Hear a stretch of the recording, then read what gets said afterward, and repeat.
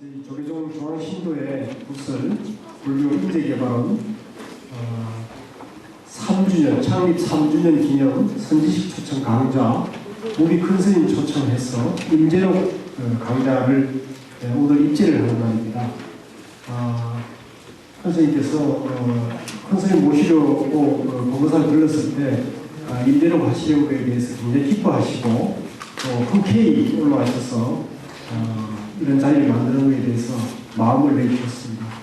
다시 한번 큰 스님께 감사의 말씀을 드리면서 간단한 입제의식으로 먼저 삼기와 바다신님을 모시고 큰 스님을 모시도록 하겠습니다. 같이 일어나셔서 목소리에 맞춰서 삼기와 바다신님을 모시도록 하겠습니다. 불단을 해주시기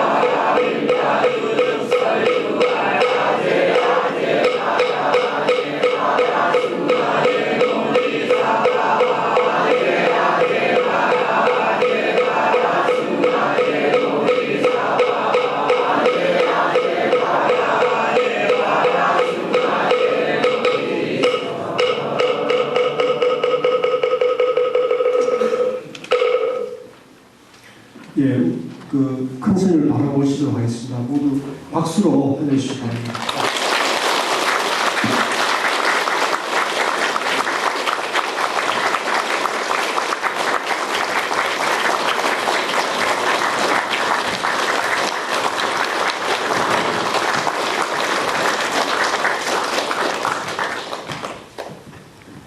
자, 목탄에 맞춰서 합장 3배를 예를 올리겠습니다.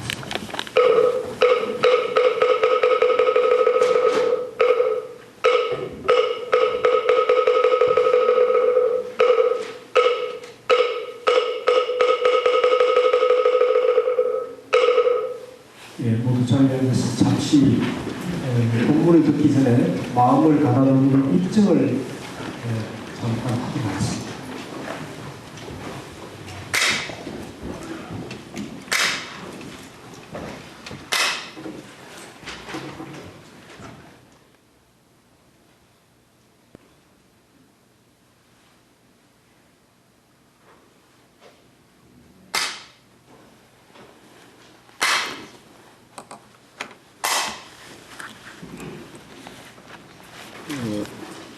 한 1년 만에 이 자리에 또 다시 오게 됐습니다.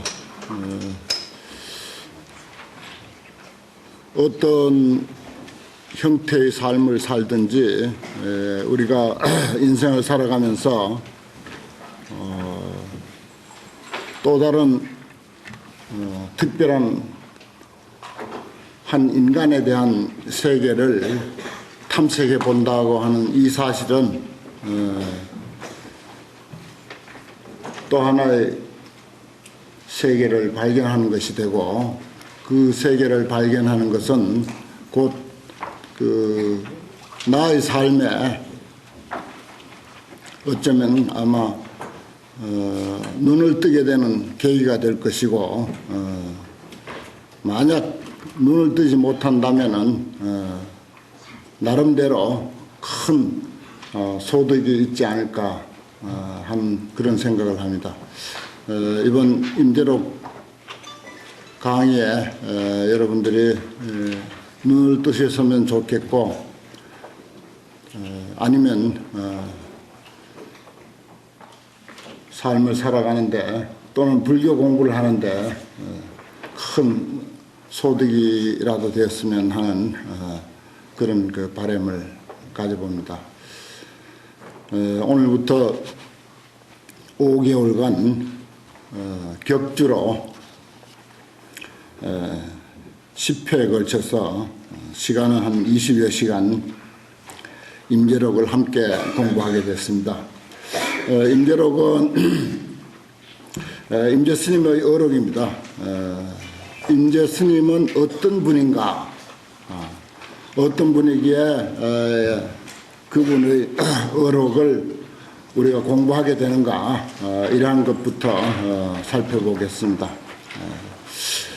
임재 스님은 스스로 자신을 소개한 대목이 있습니다. 어느 날 이제 법상에 올랐는데, 그게 물론 첫 법문이죠. 임재록에서 만나보게 되겠습니다만은, 어떤 수행자가 나와서 묻습니다. 당신은 어떤 사람이냐? 당신은 어떤 사람이냐? 뭐 한마디로 표현하면 그런 질문을 받습니다. 그러니까 임재 스님이 스스로 자신에 대해서 밝히기를, 나는 황벽 스님에게서 불교 공부를 하려 와서 불교가 무엇이냐고 물었었는데,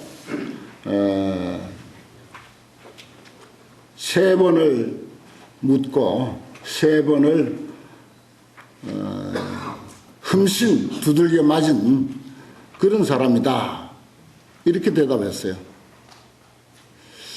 우리는 어디에 직장을 구하기 위해서 이력서를 쓸 때 무슨 출신 성분 같은 거, 학벌 같은 거, 자기 능력 같은 거, 이런 것을 기재를 하게 되어 있습니다. 참 임재 스님은 자신을 밝히는데 좀 유별나죠. 나는 황벽 스님에게 불교를 물으러 갔다가 3번이나 흠씬 두들겨 맞은 사람이다. 그걸 이제 임재록에서는 삼도 발문, 삼도 피타, 이렇게 표현하고 있습니다. 3번 묻고 3번 맞았다. 그 한 차례에 무려 주장자로 20방미를 맞았다라고 하는 기록이 있습니다. 그저 한 번 뭐 후려친 정도가 아니에요. 인정 사정 없이 20방미를 1차에 맞고, 그래서 내려와서 한참 며칠이죠. 며칠 동안 끙끙대다가 이게 아니다 싶어서 또 올라가서 또 묻습니다. 또 물으니까 역시 말소리가 끝나기도 전에, 성미절에 그랬습니다. 질문하는 말소리가 끝나기도 전에 또 20방미를 후려쳐서 또 맞고, 그렇게 해서 맞기를 3번 맞은 사람이다, 이렇게 자기를 소개했어요. 그런데 그 임재 후손인 임재스님 이후에 임재스님의 법을 계승한 사람들은 임재스님을 또 이렇게 소개합니다. 임재 이전에 임재 없고 임재 이후에 임재 없다. 참 근사하죠. 자기를 소개하는 자신의 말씀도 삼도 발문 삼도 비타 이렇게 8자로 소개를 했고, 그 후손은 임재 이전에 임재 없고 임재 이후에 임재 없다. 참 아주 그 임재 스님 후손다운 그런 아주 멋진 표현이다. 그렇게 이제 자고로 아주 최고의 찬사를 합니다. 그런데 근래에 내가 또 만난 사람 중에 자기소개를 하는데 아주 유별난 소개를 해서 또 기회에 말씀드리겠습니다. 어떤 스님, 지금 생존해 계시는 스님인데, 나는 온 천하에 사랑하지 못할 사람이 없다. 나는 온 천하에 믿지 못할 사람이 없다. 나는 온 천하에 용서하지 못할 사람이 없다. 이것도 스스로 자기소개를 그렇게 단 석 줄로 소개를 했습니다. 이 시대에 최고의 성인이십니다. 그분은. 그 참 우리가 성인이라고 할 만하죠. 거슬려 올라가서 서가모니 부처님은 뭐라고 하셨습니까? 잘 아시죠? 천상천하 유아독존. 근사하죠? 우리가 이렇게 뜯어보면은 불교 안에서 이처럼 아주 정말 몸에 소름이 돋게 하는 정말 기가 막힌 그런 명언을 만나게 되고, 그것은 단순히 말로 끝나는 것이 아니고 그 사람의 삶입니다. 그 사람의 인생이에요.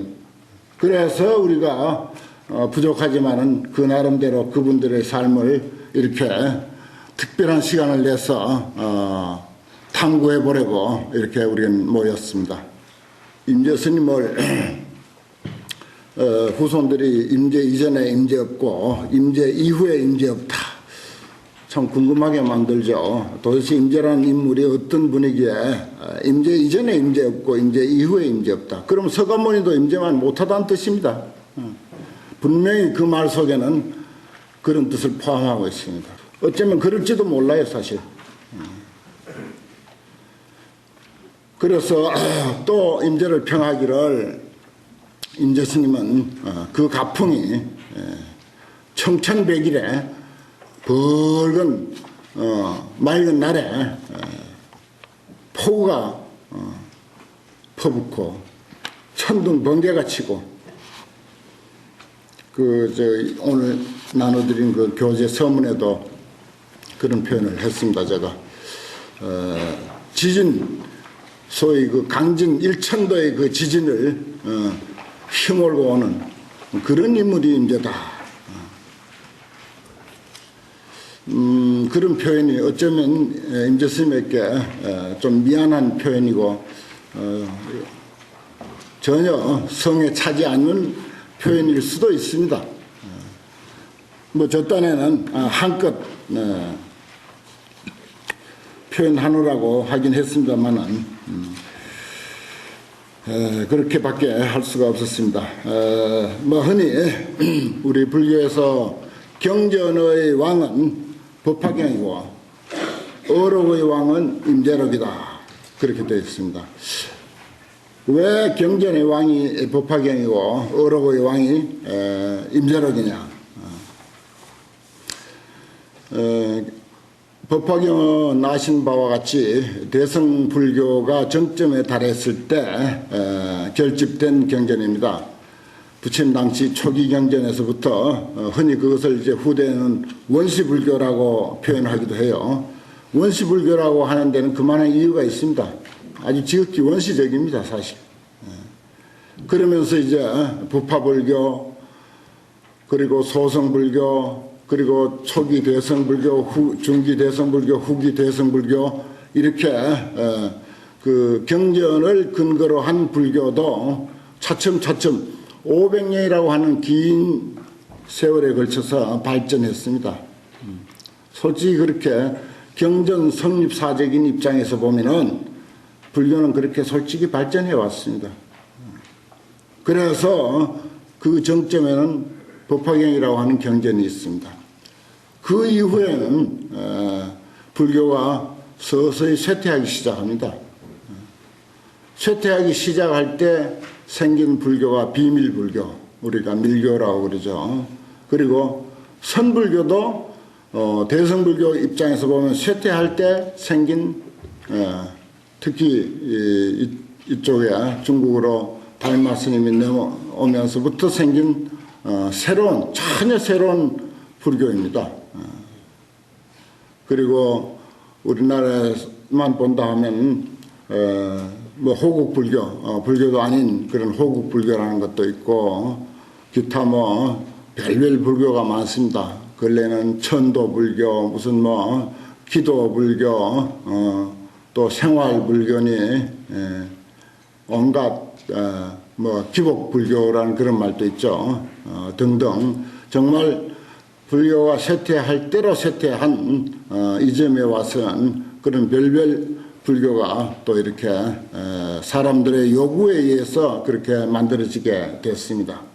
그 불교 경전 입장에서 보면은 분명히 그래요. 그래서 이 중국 쪽으로 넘어와서는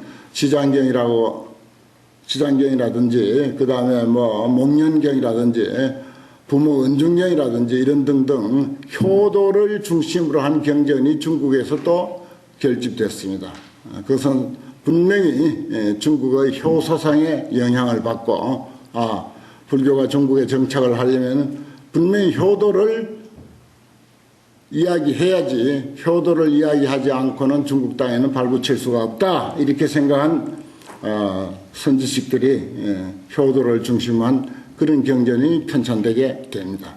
그래서 정말 불교와 기존의 중국의 그 토착 신앙 내지 민중들의 생각과 영합을 하게 되는 거죠.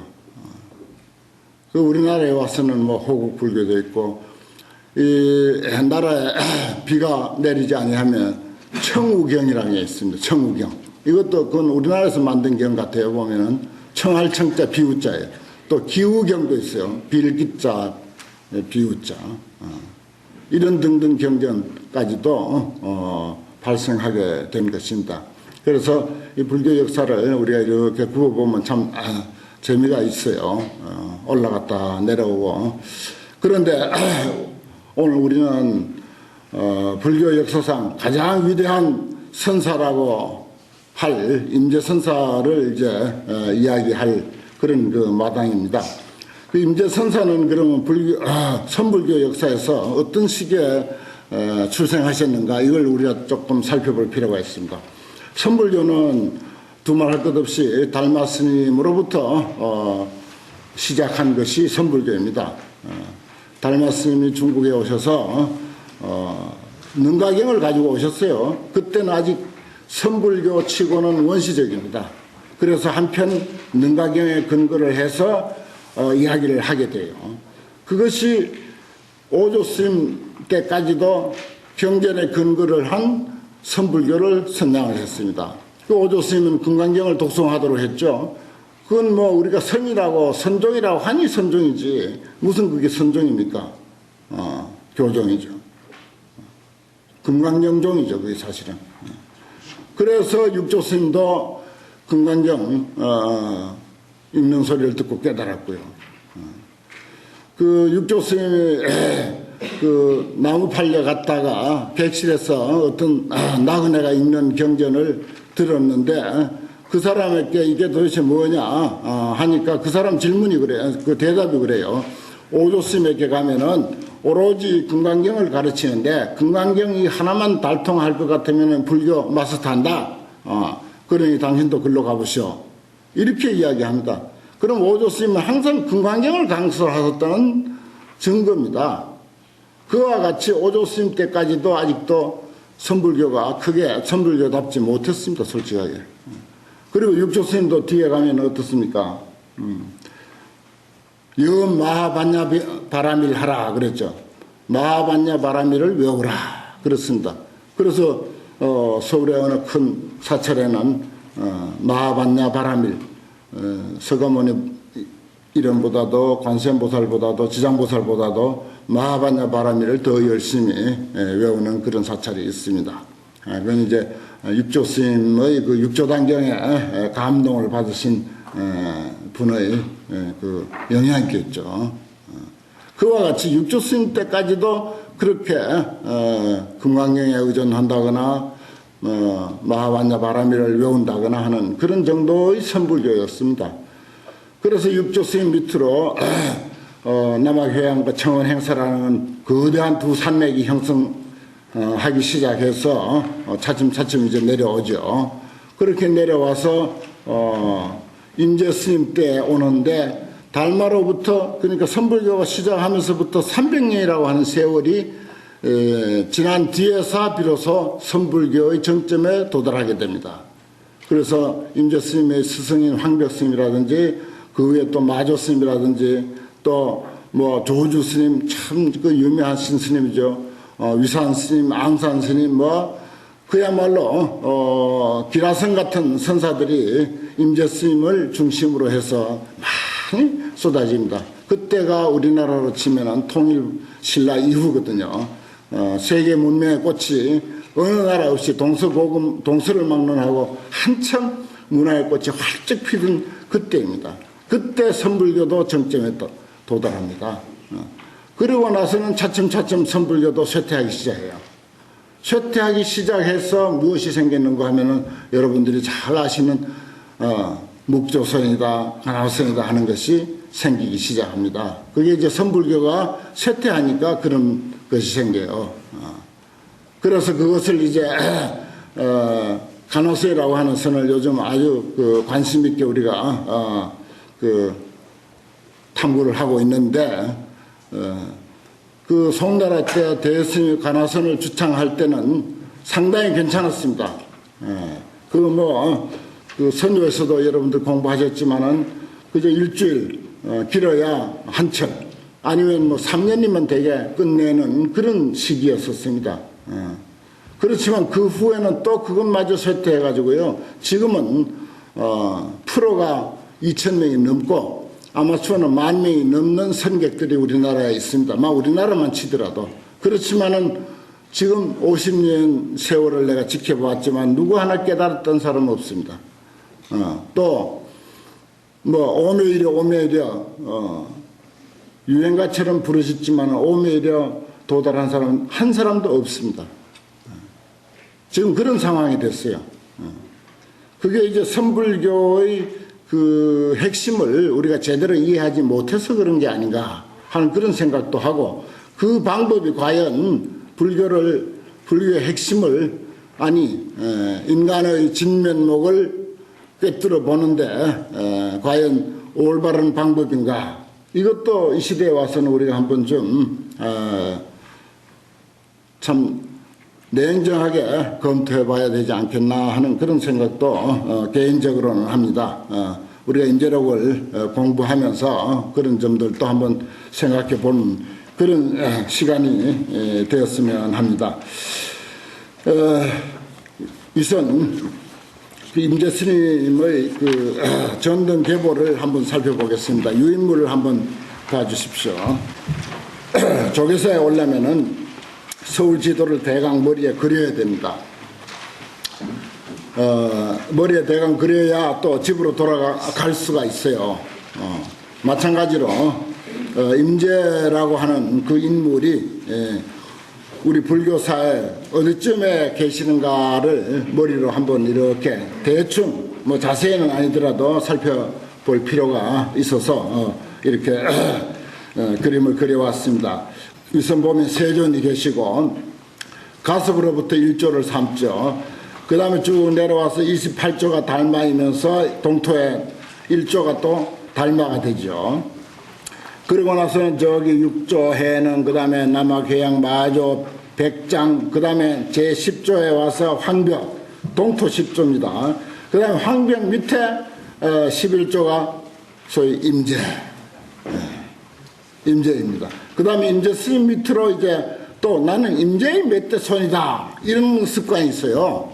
임제의 몇 대 손이다. 그래서 내가 임제부터 다시 계산을 해서 흥화종장 스님이 이제 제자인데 그분을 이제 1조로 쳤습니다. 임제 제1손이다.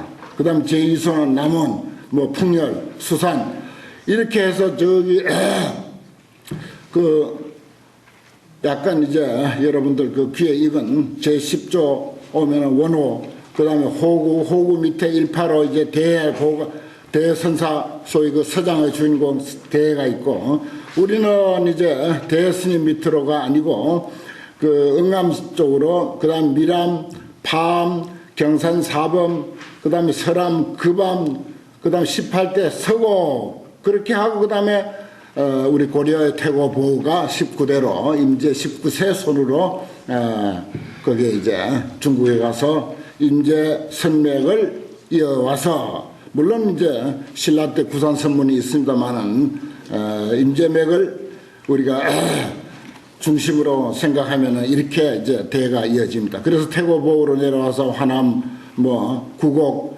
벽계, 벽송, 부용, 청허 이런 식으로 이제 내려와 옵니다. 그 다음에 흔히 이제 우리가 선문을 공부하기로 하면은 이제 오가칠종이라는 말을 이제 어뢰 듣게 되는데 오가칠종은 그 밑에 보면은 대감 해능, 육조 해능이죠. 해능 밑에 남학 해양이 있고 저 밑에 청원 행사 두 산맥이 있다고 말씀드렸습니다. 남학 해양 다음에 마조 도일이 있고 백장 해외가 있고 그 다음에 황벽 희운이 있고 그 다음에 임제의현 그래서 임제종이 있습니다. 그럼 우리는 이제 임제 선맥을 이은 조계종이에요. 그래서 이제 임제종은 그렇게 해서 이제 형성이 되고 백장스님 밑으로 이제 위산 영우와 앙산 해적이 있어서 위왕종이라고 하는 종파도 생기고 뭐 그 뒤에 양기판이 황룡판이 해서 대해종고로 해서 간화선이 생기고 저 밑에 가서 이제 법안종이니 그 다음에 조동종이니 그래 해서 또 이제 묵조선이라고 하는 것이 이제 생기고 이렇게 이제 대강 이제 전체 그 흐름을 그림으로 이렇게 그려보면은 뭐 이런 맥락으로 흘러가고 있다 하는 것을 우리가 살펴볼 수가 있습니다.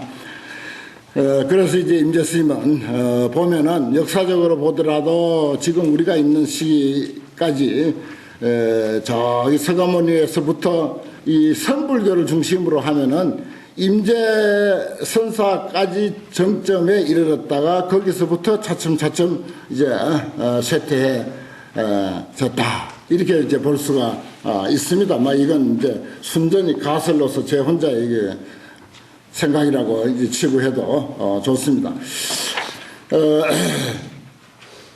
그 보통 우리 한 집안의 그 역사도 보면은 뭐 집안이 흥하다가 망하고 망하다 다시 흥하고 그 굴곡이 늘 있게 마련입니다.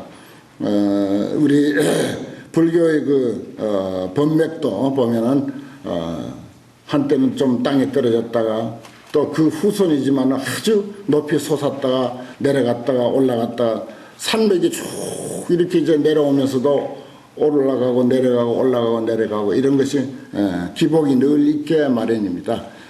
근데 임제스님은 그야말로 임제 이전에 임제 없고 임제 이후에 임제 없다 할 정도로 그 불교라고 하는 길고 긴 3000여인의 산맥 중에서 가장 높이 솟은 아마 저 설산 히말라야 산보다도 한 1000배 정도나 더 높은 아마 그런 산봉우리가 아니었을까. 눈에 안 보이니까 뭐 1000배라 해도 상관없죠. 그 정도의 산봉우리가 아니었을까 하는 그런 생각도 해봅니다.